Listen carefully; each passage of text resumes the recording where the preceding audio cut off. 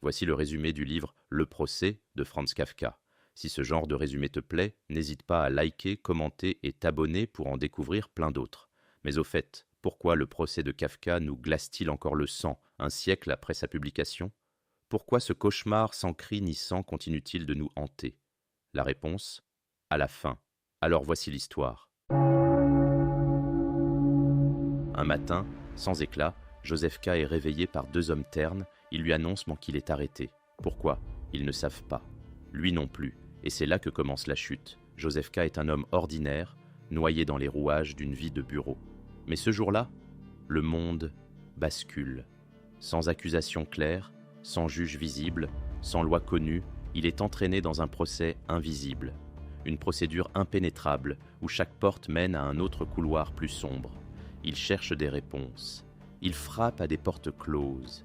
Il rencontre des avocats impuissants, des fonctionnaires dénués d'âme, des juges qui se cachent sous les combles. On le fait attendre, toujours. On l'écoute à peine.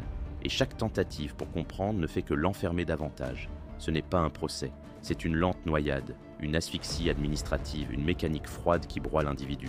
Joseph K. ne sait pas ce qu'il a fait, mais il se sent coupable d'exister dans un monde qui exige des cases, des formes, des silences.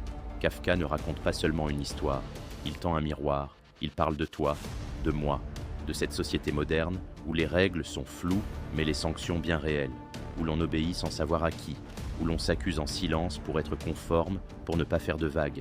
Et le pire, ce n'est pas la condamnation, c'est l'acceptation. Alors, je te pose la question, toi aussi, t'es-tu déjà senti coupable sans comprendre pourquoi, prisonnier d'un système invisible, mais implacable,